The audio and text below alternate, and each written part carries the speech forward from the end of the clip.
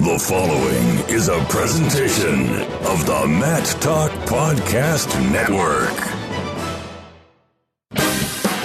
It's time to go on the mat.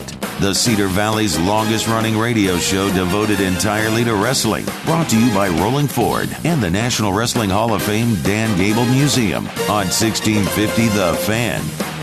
Welcome to On the Mat. I am Kyle Klingman of the National Wrestling Hall of Fame Dan Gable Museum, and we have a very special show today where we will preview the Iowa State, UNI, and Iowa wrestling programs before the season gets started. I'm happy to have both of these guys in studio. There's a piece of history here with having Mike Finn of Wrestling Insider News Magazine and Andy Hamilton of Trackwrestling.com in studio. You guys lived in the same area for 5 years, and you never saw each other one single time, yet you knew each other that whole time. Why did that happen that way? I can't believe it. And here you are together in studio. This is the closest I've ever been to Andy, other than a wrestling meet. This is crazy, you know. But there was one time I nearly ran him over. You were out running or something. Right? Yeah. And I didn't even know it until I almost did it. And that was toward the end. Yep. And what's funny about it is like we lived right across the street. And yeah, I could throw a baseball from my front step to his. And yet we never saw each other except in Philadelphia, Stillwater, Minneapolis, right, wherever the Big Ten championships or NCAA championships were, right, until I got a dog. That's right. And in fact, Mike's daughter, Katie, would come back from Washington, D.C. and like dog sit for me. So I would see her more than I would see Mike. In fact, Buster just had a birthday, right? Buster just had his 7th birthday yesterday. Hey, we got stories for you, man. Yeah, I love it. And hopefully we're going to have a season full of stories because to set it up, we have a situation where we have a new head wrestling coach at Iowa State, Kevin Dresser. And if you look at the landscape of Iowa with our Division I programs, all three of the coaches were NCAA wrestling champions for the University of Iowa. And incidentally, all three coaches went to Virginia Tech in some capacity as a coach. So interesting how we're in this situation right now. Let's talk about Iowa State first with new head coach Kevin Dresser, NCAA champion for Iowa in 1986, was the head wrestling coach at Virginia Tech, left that program mid-season or at the end of the season and was no longer the coach because Iowa State hired them away. Let's talk about prospects for Kevin Dresser. I know some big expectations with the salary and bringing on all of those guys on board. What do you guys see for 5 years with Kevin Dresser in the Iowa State program? Mike, we'll start with you. Anyway, Kevin took a gamble because he needed it, but I was just so happy that Iowa State took the gamble. Nothing personal about Kevin Jackson, but it wasn't working there. And they needed somebody, and they had talent coming in. Iowa State has a couple of great recruiting classes, but people were afraid. The attendance was falling off. It was not going well. So I think that what Kevin did in taking the gamble to leave his program that he did so well at Virginia Tech, it was sad that he was not able to coach the NCAAs, but I think it was good what he did to come to Ames. Yeah, I think the thing that's going to be really interesting for me is to see over the course of this next year or so what kind of prospects they're able to land there, because that's what it's all about in this day and age. I mean, you look at the level of talent that Cale Sanderson's bringing in at Penn State and Tom Ryan's bringing in at Ohio State, and those guys are really setting the bar in terms of recruiting, and it's certainly paying off dividends. They're getting guys that are coming in winning right away as freshmen, winning big. And, if you're going to be in the mix for a title, you got to have some young guys that are producing a lot of points for you. And that's to me key, because right now, as you mentioned, Mike, there were a couple big time recruiting classes, that were already in place. And you look at, what Iowa State has in the lineup now at the lighter weights, particularly Danny Vega, Ian Parker, Kanan Storr, Austin Gomez, Jarrett Deegan transferring from Virginia Tech. There's some talent right there in those first 4 weight classes. And that's going to be the key. How do they supplement the weight classes, from 49 on up? The curious thing for Kevin Dresser is how soon the Iowa State fans will truly accept him. Because I frankly have heard that some of the former wrestlers were not happy that he came to Ames because he's a Hawkeye. A lot of people still think of him as a Hawkeye, even though think of all the years he competed against Tom Brands and stuff and the rivalry they have and how great it can be. So it'll be curious how much patience they have for Kevin, because it's not going to happen right away. Winning solves a lot of that, though, right? That makes a lot of hard feelings go away. Yeah. Well, and realistically, for the first year going in, what are the expectations for Iowa State? When you say winning solves a lot and they want a product, an end game, what does that look like? Is it, we'll give you 5 years? Do they want something this year where they're top 20? What does that look like for this season? Well, this is good. Probably Kevin Dresser, I think he's the one that probably has to tap down his own expectations because he knows the talent that he has there. How fast will he expect a lot of those guys? And he didn't recruit that many. But he knows them. And so I think his expectations are the ones that probably be asked more than anybody else. I think you want to see some progress from the young guys. Progress. When I talk about progress for Iowa State, I think across the board, you want to see a program that's better on top than what they've been, that's better at getting away than what they've been. They were all right on their feet. They more than held their own on their feet, I think. But, when you put Iowa State up against Iowa, those flaws in their game on the mat were really exposed. And that's where I think you need to see progress from Iowa State. And I think you also need to see some of these young guys really stepping forward and being in the mix to be on the podium and showing that they're guys that you can build the program around over the course of the next 4 or 5 years. Yeah. And personally, I want them to do well, frankly, to get Iowa State administration to do more with that Iowa State program. Because I always felt the history the Cyclone program has, and to go there, it does not, I don't think they're treated as well. And that was one reason my belief is that Kell had to get out of there. I think he felt like they were not getting the respect in this state that they should have. On the mat with Mike Finn of Wrestling Insider News Magazine and Andy Hamilton of Trackwrestling.com. We're in studio. We have a preview show. We're previewing Iowa State right now, and Andy, specific to you, since you were the beat writer for Iowa for so many years, you have all of those coaches. You have Mike Zadek, you have Brent Metcalf, and you have Derek St. John in that program. You got to know those guys intimately. What are they going to bring to the Iowa State program that's going to elevate them to another level? Well, I think they're going to hold people to, the highest of standards. I mean, you think about, the program that they grew up in and what they were all about, and, tenacious competitors who, you look at St. John. I mean, they don't come much tougher than that. I mean, he had a knee injury. I believe it was his sophomore year, and looked like, maybe he's going to be done for the season, and he ends up winning the Big Ten title and being in the NCAA finals, and just a gritty performer. Metcalf, a guy that they built the program around when Tom Brands first came back. Like I said, setting a standard, holding guys accountable. They're not going to cut any corners. They're not going to allow guys to cut any corners. So I think that's probably the greatest thing that those guys bring to the table.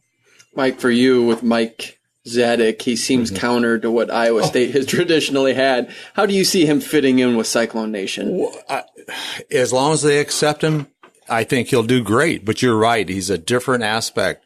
Because let's face it, when I think back to even when Gable coached at Iowa and Nichols or Bobby Douglas with Iowa State, there was a different attitude, a different style. Mike Zadek is the epitome of the Tom Brands, the in your face type of thing, pushing, that type of thing. Is that an Iowa State wrestler now? I think that is what's unique. And also you mentioned Brent Metcalf. Think about the history that he had with Kevin Dresser at Virginia Tech. And now he's working for a guy that frankly would not let him out of a scholarship to be able to move right away to Iowa, or at least be able to wrestle right away. What a dynamic. It's just so interesting. But as you mentioned, Andy, earlier, if they win, who cares about any of this stuff? Yeah. And I didn't even think of that angle. Does that play a factor in how all of this dynamic is with Iowa State rivalry? Do you see that playing a part, or is that well in the past, the Virginia Tech angle? I don't know. That's good. And you mentioned Mike Zadek. Unfortunately, he was let go by Iowa too. And so once again, the dynamic of the Iowa State rivalry, I believe, will be back, and I'm thrilled. It's at the end of the year now. Yeah, it's going to be fun. Yeah, it's certainly going to be fun. I'm interested to see how the end of the year thing, how that works out. goes right on the heels of the state tournament, right? Oh, I mean, so you're going to have people fired up from 4 days in Wells Fargo Arena. If I'm not mistaken, it's the day after. Oh my gosh, I didn't realize that. Yeah, I didn't either. Yeah, and hopefully someday they will do a home and home in the same season. Maybe it's harder with today's scheduling to do that, but remember that's what Iowa State used to do. They used to have a home meet during the regular season. I believe one would be early in the year, one would be the end of the year. Is that right? So I hope that happens again. In studio with Mike Finn of W.I.N Magazine, Andy Hamilton, Trackwrestling.com. You had talked, Andy, about the lineup as the whole. Who's the guy this year for Iowa State, for both of you guys? Who's the guy that's going to be the one that we're going to get excited to see, or is it a collection of let's wait and see? I think it's Kanan Storr. Kanan Storr is the guy? I think it's Kanan Storr. He had a lot of success in freestyle last year. He had a lot of success during his redshirt season, won a lot of open tournaments, was competitive against top guys. But he's at 141 pounds, and that's a weight where there's a lot of hammers coming back. And I think that's the guy that you hang your hat on, and he's going to be the one that he's going to become a fan favorite for Iowa State right away. Yeah.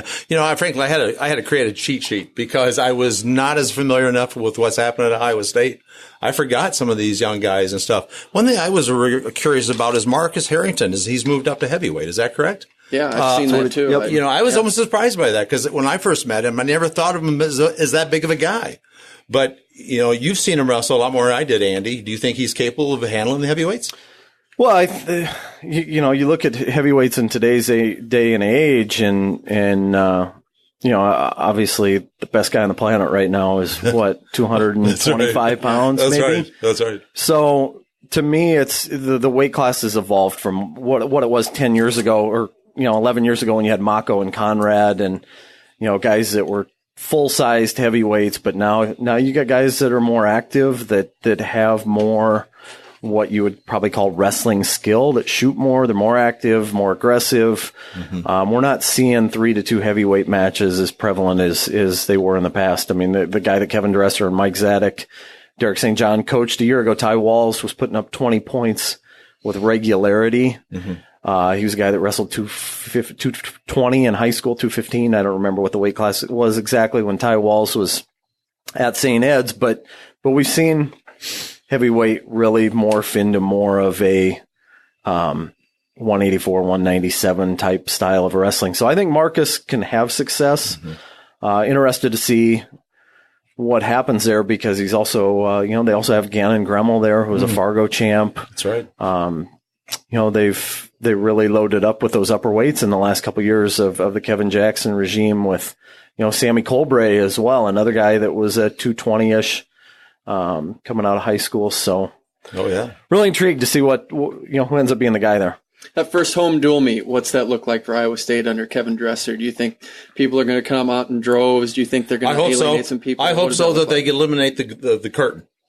Someday that, Hilton will have that whole arena. They don't have to, cut off half of it because they weren't drawn that well. They used to be able to fill that thing.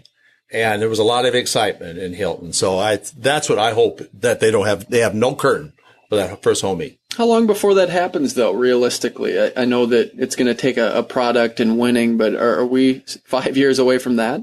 Well, I just believe that if they have a certain style, and a lot of people want that, that's why they hired Kevin Dresser. And, again, they may not win right away, but if they come at it in your face, there's a few battles, even on the sideline with the coaches and stuff, people will love it. Got about a minute and 40 seconds left in this segment. I want to get predictions. I know it's September right now, but in-state tournament predictions, what place do we see Iowa State landing come 2018 in Cleveland?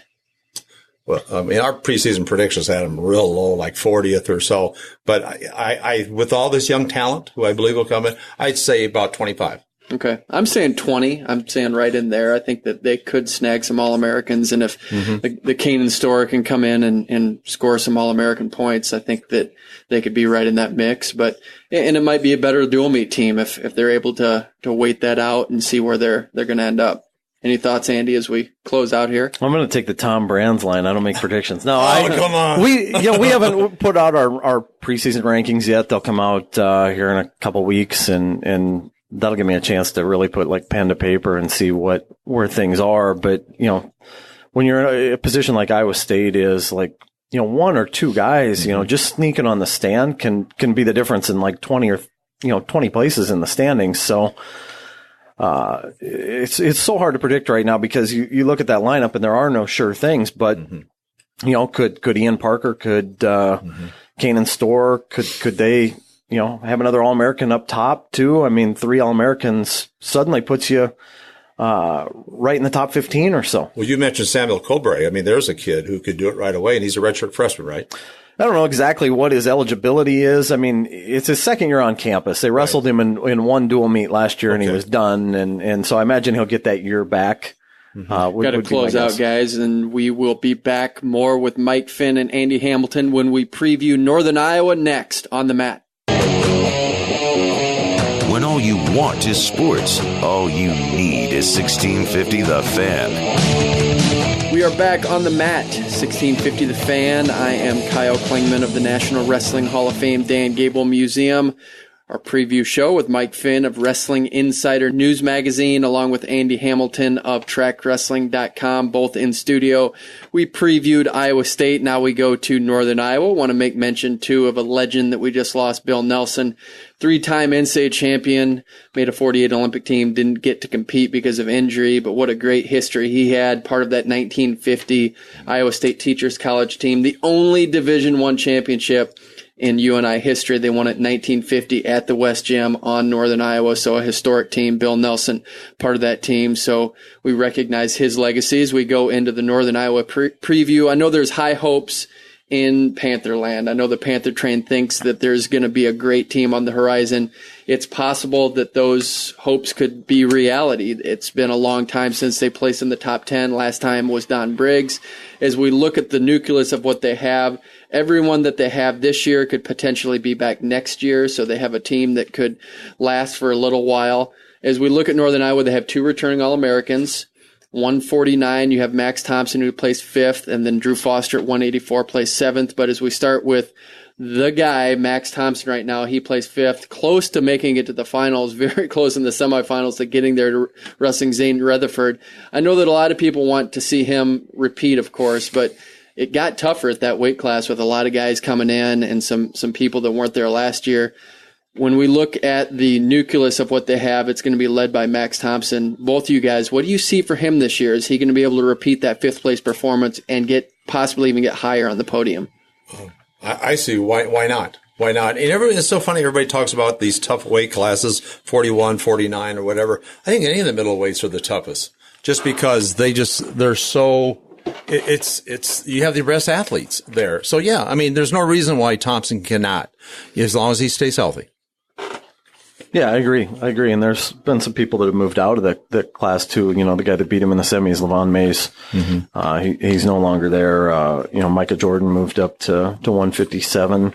Be interesting to see who Ohio State winds up with at 41-49 with Joey McKenna and Keyshawn Hayes. But certainly I think that he's a guy that because it's not like he lucked into a 5th place finish. I mean, he had a really strong season start to finish. Couple hiccups in there, but all in all, I mean, it was a guy that's pretty consistent from start to finish. And Drew Foster coming back after a 7th place finish in a really tough weight class. And of course, it's always hard to get back to that point. But from what you guys saw of Drew Foster last year, is that a possibility that he gets higher on the podium? Yeah, all these guys. I mean, a lot of the times we're making a big deal about it because Northern Iowa hasn't had enough All-Americans every year. Right now, hopefully that's what's going on. I believe Doug Schwab believes, hey, why not every year? They should have that. And especially with them joining the Big 12 this year, I think they're eager to get into this. Well, they did join the Big 12. It's hurt them this year making that transition because they only have 4 home dual meets going into this year. With a team that has high expectations, does that kind of shake the foundation a little bit of Northern Iowa and what they're able to accomplish this year? Because you're not going to be able to see them that often at home. Is that going to hurt Northern Iowa a little bit going into next season? I don't think so. I don't. I mean, they've been filling the place since he's been there. I mean, to capacity and maybe a little bit more at times. I think, in the long run, it's certainly a great move for them and what they do this season. I think program momentum wise will be determined by, that final number next to their name in Cleveland. I just remember last year at the NCAAs, I went up to Schwab and Missouri had a good tournament, right? They were in the tournament, their conference at the same time. And I asked him, is it great that Missouri's doing well because you guys are in the same conference? He says, I don't care about Missouri. I care about Penn State then. Yeah. So that's his attitude. So whatever conference they're in, I mean, against Oklahoma State, Oklahoma, and in fact, now same with Iowa State. This is great. And I don't really care what happens in the dual meets of the regular season. It's the postseason tournament that's matter. The Big 12 is really going to have a great tournament this year. And as you talk about the Big 12 and them entering that, what is the landscape as we kind of digress from just the Northern Iowa angle? The Big 12, do they challenge the Big 10 at some point in the next few years to be the power conference? I know it's going to be hard to supplant that power conference, especially with the TV and Penn State and Iowa being in there, Ohio State. Can they push it a little bit and get a little bit closer to what the Big 10 is? I think they got a long, long way to go to get there. Mm-hmm. I mean, right now, you like, Oklahoma State, how many matches did they lose last year at the conference tournament? Wasn't just like one or two? Not many. I mean, yeah. So, you're adding Northern Iowa to that, which is a heck of an addition, I think, for the Big 12 and Fresno State as well. Yeah. And Oklahoma has upped the ante. Iowa State, obviously, we just talked about what Iowa State has done and the investment that they've made into wrestling. Those are nice steps, but you're talking Big 10, you're talking Penn State and Ohio State and, potentially two of the best teams of all time. Iowa making serious investments into, getting back in the title race. Minnesota is on the rise. Michigan. There's a long way for the Big 12 to go, but there's progress being made. My belief that they merged with the Pac-12 a few years ago when Pac-12 was falling down to 4 or 5 teams as well. If you would have added Arizona State, Oregon State, Stanford a little bit, maybe a little bit closer, but I think the Big 12 still has a long way to go. We are talking Northern Iowa Wrestling, previewing the season with Mike Finn of Wrestling Insider News Magazine, Andy Hamilton of Trackwrestling.com. They're both in studio. Talk about the first 3 weight classes for Northern Iowa. It's going to be a little bit of an adjustment, some transitions. You're going to have one staple there in Josh Alber, who's moved up to 141 pounds, but they're going to be the guys that are going to start things off if they start at 125. You guys feel good about how Northern Iowa is going to start with their dual meets with those 3 guys? Frankly, Andy, you're going to have to help me out. Who are they going to have at 125? Yeah, I would guess probably Jacob Schwarm or Jay Schwarm, whatever he's going by these days. Had a nice season last year. In kind of a reserve role for Dylan Peters. Rudy Yates, a guy that, they were pretty high on when they got him, a top 20 overall, top 20, 25 overall national recruit out of Illinois. And then Alber as well. There's some potential there, I think. Mm-hmm. I just remember Alber at the Midlands 2 years ago. He reached the finals, right? And, yep. And that I thought he was doing great. But that was like his high water mark in college wrestling. He needs to get back there. Yeah. Yeah, he's kind of been right in that 10 to 15 range in the rankings and hasn't quite had that breakthrough yet. It'll be interesting to see. We talked about in the first segment with Kanan Storr at 141. That's not a weight that's real forgiving right now with all those guys coming back. Dean Heil, McKenna potentially being down at 41. Kevin Jack. Bryce Meredith. We could go on and on. Anthony Ashnault. We could spend the whole. Oh wow. Yeah, it's tough. Talking about the Big 10 right there. Yeah. Record guys. Boy. Now, looking forward with who Northern Iowa has, they got a couple Iowa transfers. Did they play a factor at all this year? Andy, I know that you followed that beat pretty close. Do they make a dent in what Northern Iowa can do? I don't know if they will or not. It's interesting that Jack Wagner comes on board. Him and Jacob Schwarm, or I think best friends. And now will those two be battling for a spot? At 25, I don't know whether Wagner will stay down or whether he'll go up to 33. But I think Northern Iowa's in a position with what they've had in house last year that it's going to be pretty hard for anybody to come in and crack a spot in that lineup. Yeah. One guy I wanted to ask you guys about is Peyton Moore, and he was Cooper Moore's brother. Is that right? Is he one of the top guys for 157 and stuff? I think so. I think he's certainly in the mix. I think that's a pretty open weight class right now. But correct me if I'm wrong, but when he came to you and I, were they people saying that he was actually better than Cooper? He had more potential? I never really heard that. I always thought Cooper was kind of the guy, but I think the one that had the most hype of all of them was Keegan, who went to Oklahoma State. That was, the guy that Northern Iowa, and a lot of people invested a lot of time and effort into recruiting, and he wound up picking the Cowboys. But certainly a family with a lot of highly credentialed wrestlers. Yep. In studio with Mike Finn of W.I.N magazine, Andy Hamilton, Trackwrestling.com. Upper weights, the guy that sticks out to me is Taylor Lujan, 174 pounds, a guy that's going to bring a lot of excitement to the Northern Iowa program. When you have a guy that's exciting, that's going to bring a lot of people to the West Gym, and with him being a fairly young guy, what do you see out of him? Is he going to be a guy that's really going to be the turning point for Northern Iowa getting to that top 10 spot? I feel like I could say the same thing about all Northern Iowa wrestlers. When are they going to believe that they're there, that they're with the Penn States and stuff? And I think when I think of someone like him, that's what we're talking about. And not just what they do in the West Gym. What happens when they go elsewhere? They've got to start acting like a top 10 team. I'm intrigued to see Lujan this year, just from the standpoint that, we saw him right away last year with the Epperly match, that he had Zach Epperly on the ropes, and, such a skilled scrambler, and so, looks like he's so difficult to wrestle. He puts you in so many positions where he wants to be that you probably don't want to be. And as the season progresses, how will that play out? As his career progresses, how will that play out when more people get a chance to feel him and make adjustments to him? And I'm sure he's going to make adjustments to how are we going to see Taylor Lujan progress from freshman to sophomore year, and from the start of his sophomore year until we get to Cleveland? Big picture on Northern Iowa, Mike. If we go way back when Northern Iowa was looking for a head coach, you thought Chris Bono should have gotten the job. I did. I think I went on the record and said that at the time. And it was nothing against Doug Schwab at all, but I think this was when he was shortly coming off of his freestyle career. And I'm talking about Schwab and stuff. And I thought that's more where his ideology was. I never saw him really as a coach when he helped out the brands, but he's done a great job with his brother's help and stuff.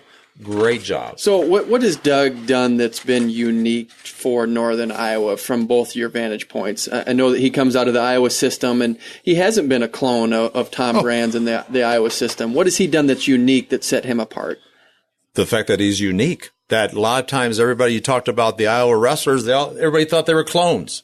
When they all wrestled, they thought the same guys. But what's unique about the Hawkeye wrestlers that go elsewhere, they don't want to be considered just like a Brands or stuff. So that, to me, is, I think, where he separated himself, with the help of his brother, again, a former Minnesota Gopher. So I love the fact that they brought that ideology, and I believe that's what Kevin Dresser wants right now. I think, from my vantage point, I think one of the things is, a couple things that I see. Number one, they got this brand spanking new arena across the street.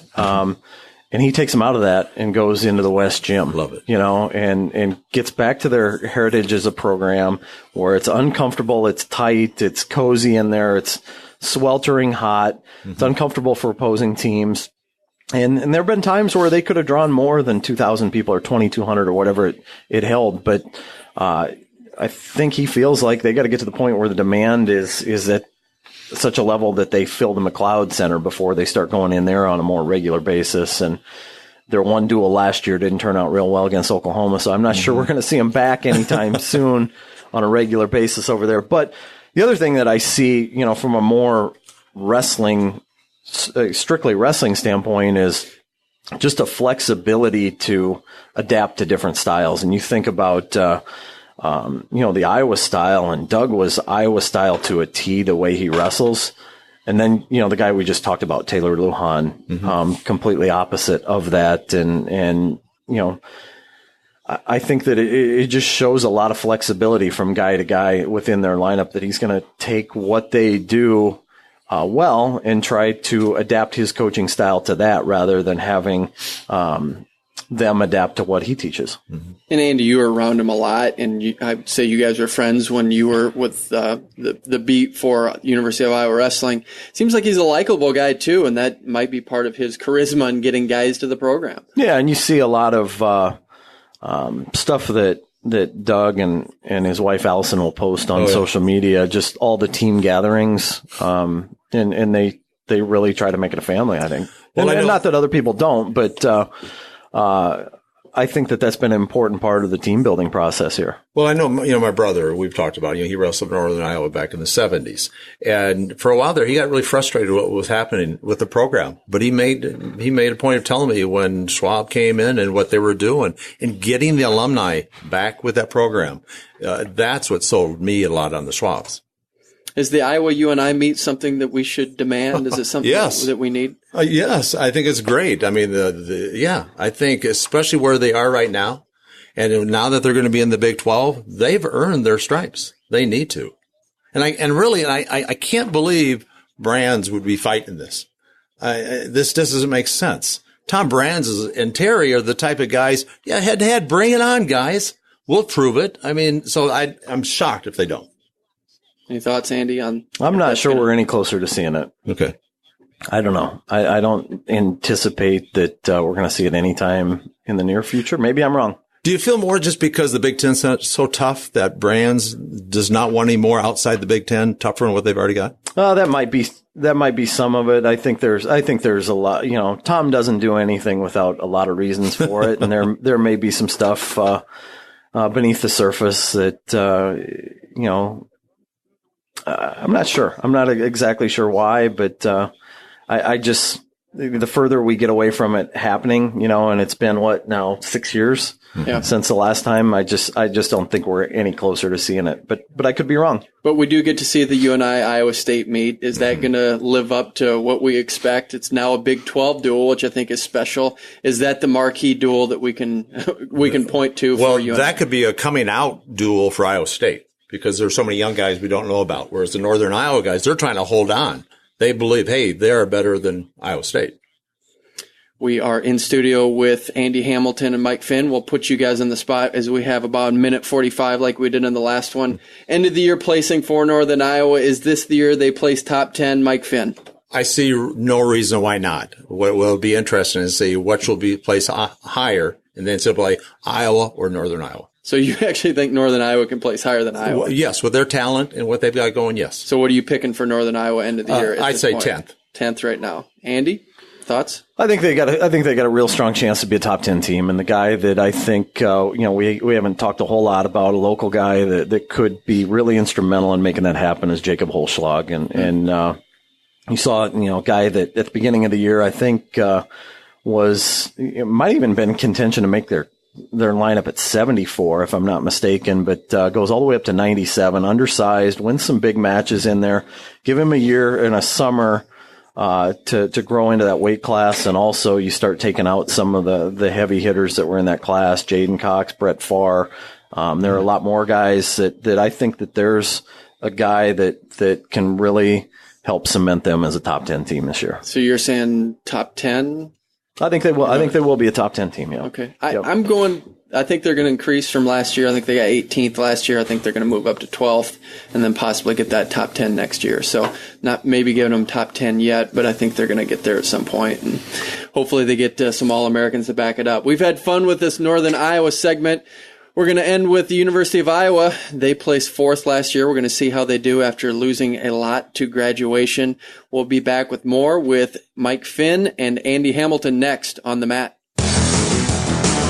24 hours a day, 7 days a week. When all you want is sports, all you need is 1650 The Fan. We are back on the mat, 1650 The Fan. We've previewed Iowa State. We've previewed Northern Iowa. Now it's the University of Iowa wrestling program. In studio with Mike Finn of Wrestling Insider News Magazine and Andy Hamilton of Trackwrestling.com.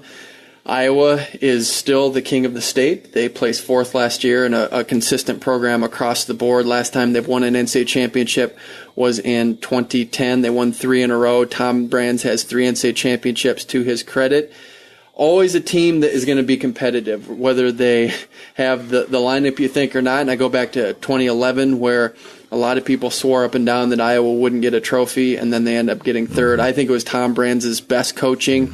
Are we going to see more of that this year? They did lose a lot. They lost a national champion in Corey Clark. They lost Thomas Gilman, who ended up being a world silver medalist, Sammy Brooks, Alex Meyer. They have some big holes to fill. And as we look forward to what they have, those holes can be filled by 184 pounds with a transfer with Pat Downey being in the second semester at 184. Spencer Lee may or may not redshirt at 125. Just overall, Mike, starting with you, what do you have for expectations for this Iowa season with so many holes to fill? Well, we're talking to Andy a little bit about preseason rankings. I know we do ours way too early before anything's really established, but we had them ranked 10th. I can't imagine Iowa finished in 10th. But when we looked at it, because we break it down on how many NCAA points for potential All-Americans they have, we only had them with 3 All-Americans this year. And so there's a lot of question marks. Can you imagine if Iowa finishes 10th? No, I can't. I believe they will be better than that. But once again, within the Big Ten, they're falling behind. And that's why I think Tom Brands is really want to make a lot of changes right now. Thoughts, Andy? Well, it's the two guys you mentioned, Spencer Lee, Pat Downey, are huge wild cards here. I mean, you're talking about 2 guys that could make the finals, and there's 40 points right there, and 40 points in addition to Brandon Sorensen, Michael Kemmer, Alex Marinelli, whatever Cash Wilkie brings to the table, Sam Stoll. That's a ton of places that they could move up on the ladder, but just Downey and Spencer Lee being in that lineup, and I don't think it's out of the realm of possibility for those 2 guys to be in the NCAA finals. The health question on Spencer Lee, how much do you know about that, Andy? Because a lot of people, that's why he didn't win that state championship in Pennsylvania a year ago, because he was hurt. And I believe it was pretty severe. How is he? My understanding, just starting to get back on the mat a little bit.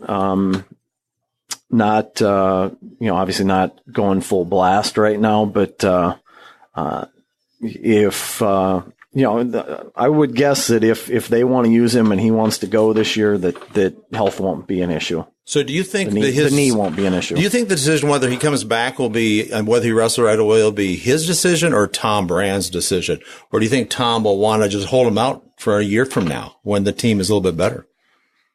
I don't know. It's such a unique thing, and everybody looks at it like, well, Tom Brands has never used a true freshman, outside of Nathan Burak, who was, a unique situation because he'd spent the year at the training center. But they've never had a Spencer Lee either, and I think Tom has always looked at it like, can this guy win a national title this year? And I think there's probably some belief, probably a lot of belief that he can be a guy can win the title this year at 25. So, the health situation, where they're at from a team standpoint, I'm sure that's going to be a factor. It's an interesting thing. He's a guy that, you mentioned 20, 25 points can move you up a long way on the ladder there. Will it be enough to put him in the title race? I think they're a long way off from that. They're going to need a lot of things happen to get themselves in Penn State and Ohio State's league. But is it what he wants to do? I think Spencer Lee, from my talks with him, I've just kind of gathered that his biggest goals are geared towards, probably more towards 2020 in Tokyo and freestyle stuff than it is what happens at Iowa. I think he picked Iowa more for looking at Daniel Dennis being on the Olympic team, Tony Ramos being on 2 world teams, Thomas Gilman. I mean, where it puts him on a path for international success rather than, what happens during his 4 years. No, I'm not saying that that's not important to him, but I think that the ultimate goal for Spencer Lee and reason why he picked Iowa was where it sets him up internationally. I'm glad you mentioned 2020 because I think that's the biggest change that Tom Brands is trying to do at Iowa right now. He wants some more freestyler guys that will be on these world teams and not just the lighter weights. And therefore bringing Mark Perry back to run the Hawkeye Wrestling Club right now. That was critical. That just showed me a lot. Tom sees a much bigger picture than a lot of us envision because in next April, Iowa City is going to host the World Cup for freestyle wrestling. That's a big event. Yeah. And I think, Tom's wants some Hawkeyes in that lineup to battle against the Russians. So what's your gut tell you? My gut says they're going to redshirt Spencer Lee. It sounds like you think that they're going to go. I don't know. I changed my mind on this. I know. I'm just going minutes. gut right now. My gut says they are going to redshirt him just based on the injury and what the potential is for down the line. I just think they're going to redshirt him, but I see your point in saying he has bigger goals and thinks he can do it now. So maybe you're right down the line and you just don't know. I flip-flop on this back and forth, but it wouldn't shock me at all if he wrestles this year. Okay. Pat Downey, though, Mike, he's the compelling story on this, because here's a guy that was at Iowa State, has all the potential. He's 25 years old. The other end of the spectrum of Spencer Lee, he's down to his last opportunity to win an NCAA championship, probably wrestle second semester, can beat anyone. What are we going to see out of this guy who's been a storyline for a long time? I tell you what, I just think Tom Brands and Iowa took a big gamble on this kid because of his background. We don't need to go into it, even what happened before he even got to college. He had a tough road. And so I was shocked, by it because, but if there's any coach who frankly will not put up with the nonsense, it's Tom Brands. And I got to believe he told Donnie that before he even came to Iowa State or even envisioned it. So it's a heck of a story. It would be great for the kid, not the kid, he's 25 years old, that he would actually turn his life around. But based on what I've seen, that would be, I'm having a hard time believing it right now. I guess for me, based on the few conversations I've had with maybe Mark Perry or Tom Brands, I think they're a little more flexible with this than you'd think. I don't think they're going to shut down his Twitter account. I think they're saying, be who you are, just tone down some of the racial rhetoric and just I think they're pretty flexible with this, and they're just going to let him grow into the person he can be. I think they're being smart about this from my vantage point. Well, look, he knows he's down to his last bullet here. I mean, this is his last chance, and it's got to work. Pat Downey even said so. He even told me so. Like, this is my last chance. I don't have any more chances. Yeah. Last opportunity to go chase an NCAA title. He even told me about, I asked him about, I don't remember the exact question, but it was sort of a lifestyle related question. And his answer to me was, I don't need to be out downtown. That's stuff that's not helping me, win a national title. Sounded like, he's saying the right things. Now, will he do the right things? That remains to be seen. But, from a talent standpoint, the guy, it's off the charts. I mean, he beat Gabe Dean last year, out in Vegas at the Open with basically training on his own up in Wisconsin with Ben Provisor. I mean, it was certainly not the most, optimal training situation. Now you put him in the Iowa room where he's rolling around with, all their big guys that they have and under the watch of Tom and Terry Brands and Mark Perry and Morningstar and that staff, where he's got a lot more structure around him. He's a guy that can certainly win the whole thing, in my opinion. Yeah, you had mentioned that. You said Brands them are not going to cut his Twitter account, his online media. I'm actually surprised by that because what's the phrase? Talk is cheap, and that's what we see online too much on this Twitter and stuff. It's really what he's going to do with the room and what he's going to do beyond that, because I just don't think the University of Iowa, and I'm talking about the whole athletic department, can't take gambles right now on athletes and stuff. They've got to have a better image in some things. And so I'm shocked by this, and I just got to believe, I know he's done a lot of social media, but I would hope that he really cuts back on this. In studio with Mike Finn of W.I.N Magazine, Andy Hamilton of Trackwrestling.com. We're previewing the University of Iowa wrestling season coming up. We've talked about Spencer Lee. We've talked about Pat Downey. Let's talk about the guy that's really done a lot of things right, Brandon Sorensen. Are we going to see that Brandon Sorensen in that dual meet against Zane Rutherford? Is that magic going to come back this season as he goes into his senior year? Well, I just think a lot of that match, frankly, had to do more with Zane Rutherford. The fact that he allowed that many points to be scored upon him, I think Rutherford, if there's a turning point for a national champion, it was for him there. Because I don't think, did he wrestle another close match the rest of the year? He had a 1-point match with Colica, or a really close match with Anthony Colica on February 19th. But from Big Tens and NCAAs, he teched or pinned everybody. Right. Wow. An amazing story with Zane Rutherford. But yes, Brandon Sorensen, a guy who again, but he's a guy who has to open up more too. He's got to create more moves. He can't be in the situation. He's definitely can't go on the bottom when he goes against Rutherford. He's got to find a way, because obviously that's what really hurt him in the postseason. Does he reach the finals again, Andy? Yeah, I think so. I think so. He's just really solid, really hard to score on. Can rack up the riding time on top. Pretty crafty that way too. You're going to have to go out and take him down a couple times to beat him, I think. And, we haven't seen too many people outside of Rutherford that have been able to do that. Yeah. And one guy that's done it was Pat Lugo, a guy that's in his room now. In fact, what's just his status? Is he actually going to be wrestling for the Hawkeyes this year? Because I'm a little confused by that. I've heard conflicting things, whether he has been released or has not. I've been told he has. Haven't been able to confirm that. But then the question is, can he get down to 141 if that's the case?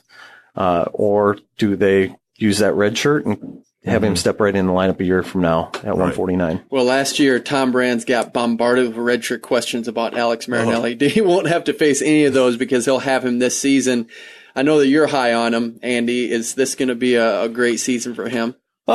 He's certainly got a ton of potential. I mean, the guy, the way he can get to the legs is pretty impressive, and he can do it against just about anybody. But, there are some things that showed that he needs some growth too. I mean, the Midlands. Yeah, it was against Valencia, right? Yep. Yeah, the Midlands, against Isaiah Martinez and Anthony Valencia shows that he's got some work to go still. And you're talking about a pretty deep weight class. I mean, all those top guys are back. It's not getting any easier. The only guy that kind of got out of the way there was Daniel Lewis going out up to 74. But, Vincenzo Joseph back, Isaiah Martinez, Logan Massa, wow, Chad Walsh. It's, Valencia's back. It's probably as good a weight class as there is in college wrestling. And I think you're pretty high on Caleb Young too, is potential. Yeah, I mean, he had a really good Midlands, a guy that came out of Jody Strip Matters Club along with Michael Kemmerer and Spencer Lee. And, Jody told me from a character standpoint, I mean, he speaks, he's nothing but praise for Spencer and Michael and Caleb and the kind of character that they have. And I think we saw him make tremendous strides here in the last year, and will be interesting to see, because I mentioned 65, 74 is just about as good. Wow. Yeah. Oh, Jordan. Wow. Yeah. In studio with Mike Finn and Andy Hamilton, we're down to the last 5 minutes previewing the University of Iowa and its upcoming wrestling season. When you look at it as a whole, a lot of this is just question marks with Iowa, and it seems like that's one of the trends is sometimes there's these weight classes where you don't know who's going to be there. When you look at the high end, if you have Spencer Lee in there, you have a healthy Pat Downey, it seems like they have quite a bit of upside. If you have that full lineup at the end of the year, is this a team that can compete for that 3 to 4 spot? I don't believe so this year. I think Iowa's a year away, just because of what's at the Big Ten right now. The top 3 teams of the nation are Penn State, Ohio State, and Michigan. And I just don't see Iowa in that caliber this year. Oklahoma State, you don't see in the top 3? Oklahoma State 3-4, but Oklahoma State lost a lot too, especially with Joe Smith not wrestling this year. Yeah. So I just think it's a tough year in the Big Ten. So you're saying that Iowa will not get a trophy this year? I do not believe. I think they'd probably finish around 7th or 8th. Okay. And that's based on just, even with Spencer Lee, you're saying 7th or 8th? Because I'm not convinced Spencer is going to wrestle this year. I just think, I just got to believe Tom Brands was thinking, knowing what the Big Ten is this year, this is not the year to waste, especially with like Tomasello coming down to 25 at Ohio State. Andy, any thoughts on this? I don't know. Like 2011? Tom Brands is never a guy that's going to wave the white flag, in my opinion. I think it's just really hard for him to not put his best team out there. Especially if a guy is capable of winning a national title, and that's why I think that there's a possibility that they're going to use Spencer Lee, and if he's in that lineup, if Pat Downey's in that lineup, you combine those guys with Sorensen and Kemmerer, and if they can get some points here or there from, whether it be Stoll, Cash Wilkie, Marinelli, Caleb Young, I think there's enough there that puts them in the race for a trophy. I do. I think this is a throwback to 2011. Wow. I think Tom Brands likes this challenge. I remember so many coaches thought they wouldn't even place in the top 10, that they were so down. It was McDonough in the lineup. I think that Tom Brands. So you're basically saying guys like Marinelli, Caleb Young will place this year. I don't think they have to for this team to win a trophy. I don't think they have to, but I think they're capable. But that's a tough ask. I mean, what we talked about with 65 and 74, what's back. I think, I wouldn't bank on a ton of points from those guys at those weight classes, but I think they're capable. Because one guy, Sam Stoll, heavyweight, he has got to place for Iowa to get a trophy. And remember, he was injured last year, and talk about tough weight classes. Wow. Yeah. Well, where does he fall in this? This is another opportunity for a guy who's been injured twice. Is he going to feel the heat, and is it going to be hard to come back after multiple injuries in a pretty tough weight class? It's going to be one of the really interesting storylines to me of this team, because you're talking about a guy that's 280 pounds, a lot of weight on those joints, and it's been repaired twice. But when healthy, he's proven that he's a top 5 caliber heavyweight. Yeah. Both you guys, I think I've talked about. I just think this is the year right now. What I see at all 3 of these schools, all of them are like fighting back because they know they're falling behind what's happened at Penn State and Ohio State. So if people can not necessarily look at this year with the Hawkeyes, but if you looked out the next couple of years, I think they'll be right back there. All right, as we close out, how about if you guys wrestled? How would that go? You and Andy. You have I'm too old for that stuff. Yeah. I was a terrible wrestler back when I was young. This is fun. I'll cheer this guy on. Against you? Oh, anybody. Maybe against you. I'll take Mike out to the batting cage or go-kart track. Yeah, that'd be kind of fun. That'd be a little bit more our speed. I mean, it's crazy to think that Andy and I live in Cedar Falls. You're from Waterloo, and now you're out. We need you back, Mike. Oh, I love it. Hey, my mom loves to listen to this and likes to follow you guys. So, and she loves the fact that she's a big wrestling fan, loves Gable, loves all this stuff. All right. There's some places across or down the street from me that are for sale, Mike. We can go back to not seeing each other. We'll get you in. Hey, this has been a lot of fun having you guys on here. Cool. I know we've put a lot of expectation on the line. It's early, but we'll see how the season plays out. For Andy Hamilton and Mike Finn, I'm Kyle Klingman. You've been listening to On the Mat. You've been listening to On the Mat, the Cedar Valley's longest-running radio show devoted entirely to wrestling. Brought to you by Rolling Ford and the National Wrestling Hall of Fame Dan Gable Museum on 1650 The Fan.